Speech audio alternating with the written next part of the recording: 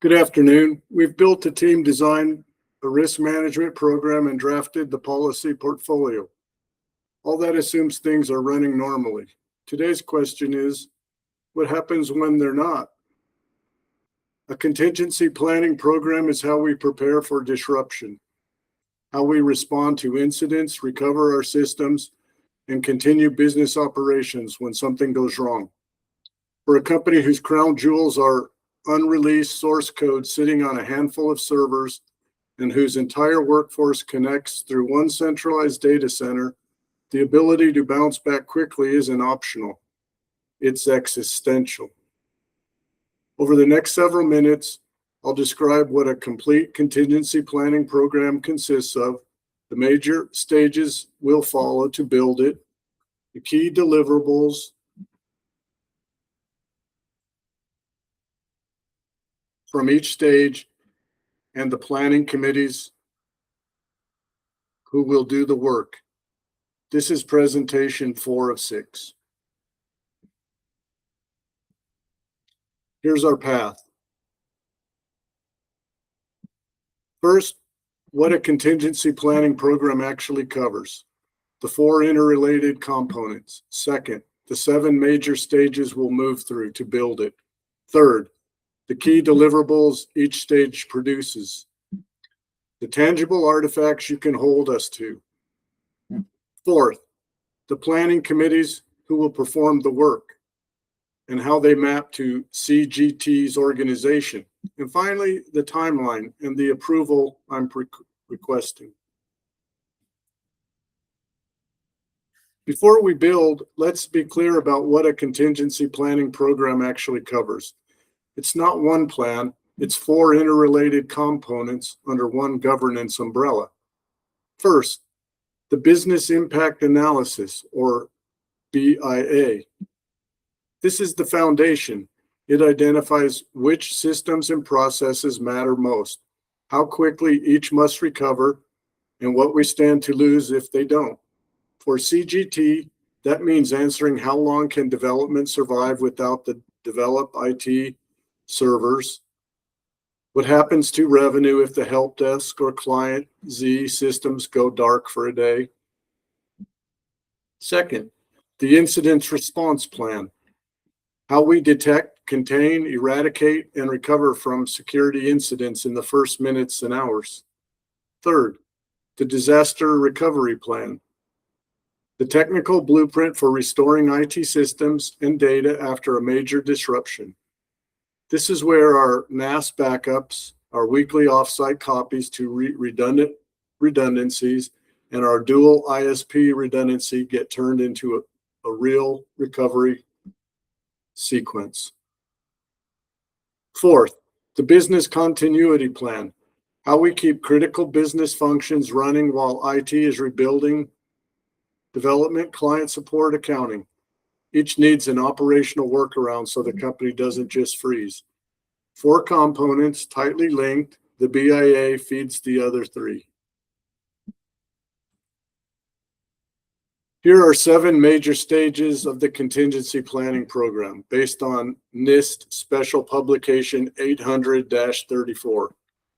Stage 1, develop the contingency planning policy, the formal statement that authorizes the program, assigns roles, and sets expectation.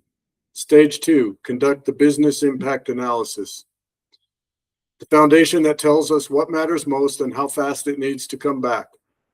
Stage 3, identify preventative controls, measures that can reduce or eliminate disruptions before they happen.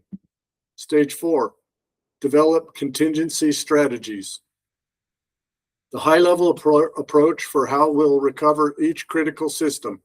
Stage 5, develop the actual contingency plan, the detailed incident response, disaster recovery, and business continuity documents. Stage 6, test, train, and exercise, because an untested plan is a guess, not a plan. And Stage 7, maintain and update, keeping the plans current as our environment changes. And like our risk management program, this is a continuous cycle. Test results and real incidents feed back into every earlier stage, so the plan gets stronger over time. Stages 1 and 2. Stage 1, we draft the contingency planning policy, the formal document approved by this board that authorizes the program, assigns responsibility, and sets the review cycle. Its deliverables are the policy document itself, a scope definition, a roles assignment, and a review schedule. This builds directly on the policy portfolio we propose in the presentation 3. Stage 2, the business impact analysis. This is the single most important stage because it drives everything after it. We inventory every critical system, develop IT, HRIS, payroll, account master, help desk, clients, manage IT, the checkpoint firewall, the NAS, and assess what happens to the business if each one goes down. Then we set 2 numbers for each, the recovery time objective, or RTO, how fast it must come back, and the recovery point objective, or RPO, how much data loss can we tolerate. These numbers become the design targets for our recovery strategies. Deliverables are the BIA report, the rank system inventory, the RTO and RPO assignments, and a maximum tolerable downtime table. Stages 3 and 4. Stage 3, identify preventative controls before we plan how to recover. We try to prevent the disruption in the first place. We do a gap analysis against what CGT already has. Our NAS near real-time backups, the dual ISPs, the checkpoint firewall, and ask what else we could. For example, the BIA might reveal that our weekly offsite backup to redundancies creates too large an RPO gap for the source code servers. More frequent offsite cycle could close that. The deliverables are the gap analysis, recommended enhancements, a cost-benefit assessment, and integration with the risk register. Stage 4, develop contingency strategies for each critical system. We define the high-level approach, backup and restoration using our NAS and offsite copies, communication and notification chains, and alternative processing strategies for key business functions. Each strategy is constrained by the RTO and the RPO targets from the BIA.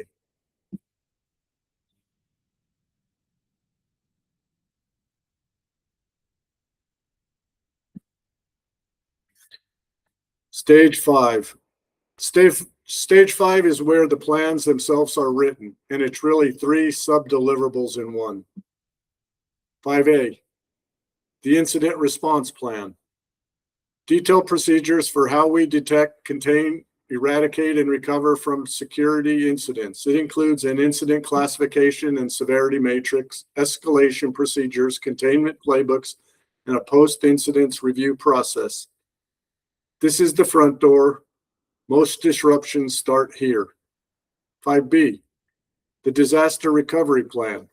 The technical procedures for restoring infrastructure and data.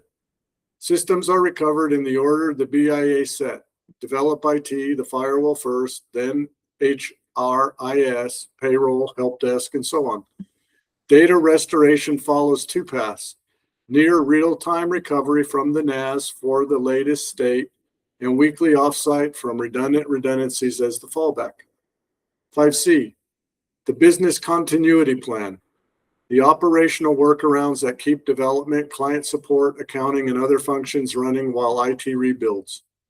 Manual procedures, essential staffing, vendor continuity, and clear return to normal criteria. All 3 plans inherit their priorities from the BIA and their strategies from stage 4. Stages 6 and 7, the stages that keep the program alive. Stage 6, test, train, and exercise. An untested plan is a guess. We'll run at least 2 exercises per year. A tabletop exercise, which is a walkthrough discussion around a scenario, and a functional exercise, which actually tests recovery procedures. Each one produces a gap report, and those gaps feed right back into updated plans. Every person with a role in the plan is trained, and their training is documented. Stage 7, maintain and update. Plans go stale fast. We establish maintenance triggers. Any significant system change, vendor change, or organizational change triggers a review. And every plan gets a full annual review regardless. Real incidents also feed lessons learned back into the plans. The board receives an annual attestation confirming the program is current. Together, stages 6 and 7 close the loop and keep the cycle turning.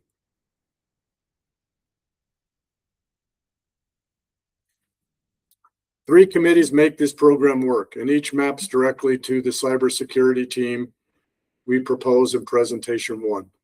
First, the CP Steering Committee, the governance body. It's chaired by the CISO and includes the COO, CBO, and CIO.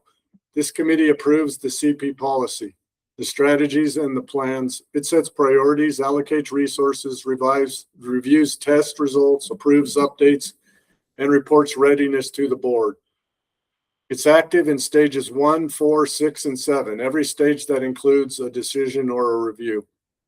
Second, the BIA and Planning Committee, the analytical and drafting body led by our GRC manager. It includes representatives from every division, development, business services, and IT, because each division knows what it needs to keep running.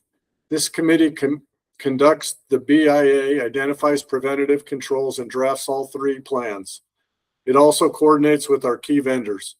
Ironclad for physical security, our ISPs for network continuity, and redundancies for offsite backup.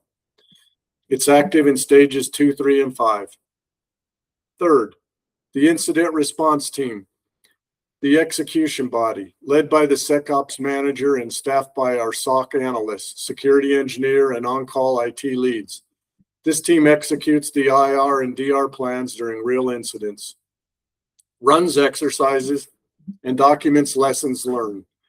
It's active in stage 5, execution, and in stage 6, testing.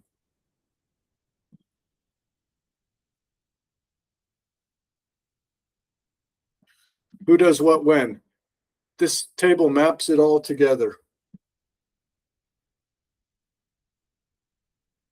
Every stage has one lead committee and at least one support function, so accountability is never ambiguous. You can see the pattern. The steering committee leads stages that involve decisions, policy, strategy, and maintenance. The BIA and planning committee leads the analytical and drafting stages, and the incident response team leads testing and execution. But notice the support column. No committee works alone. When the BIA committee conducts the impact analysis, division representatives provide the data. When the IRT runs exercises, all committees participate. The committees are specialized for accountability, but collaborate for completeness. Here's the timeline. The CP policy is drafted and approved in the first 2 months. It runs in parallel with the early BIA work. The BIA follows from month 1 to 3, giving the planning committee time to engage every division. Preventative controls and strategy development overlap in months 3 through 6. Plan development, the heaviest writing phase, runs month 5 through 9. Testing begins around month 8 and continues through year end and beyond. And maintenance kicks in at month 10 and never stops. After year 1, stages 6 and 7 become a standing annual cycle. Exercises, reviews, and updates. The same rhythm we established for risk management programs. So here is what I'm asking the board to approve. 4 things. 1, approve the CP policy.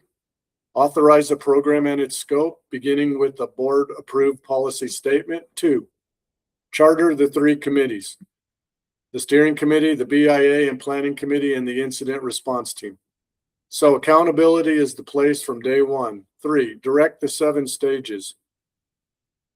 Execute the full life cycle from BIA through testing within 12 months. And 4, commit to continuity. Make annual testing and plan maintenance a permanent governance practice. I'll leave you with this. We can't prevent every disruption. A fire, a ransomware attack, a provider failure, but we can decide in advance how we'll survive one. And that's what contingency planning is, a decision to be ready. Thank you. I'm ready to take your questions.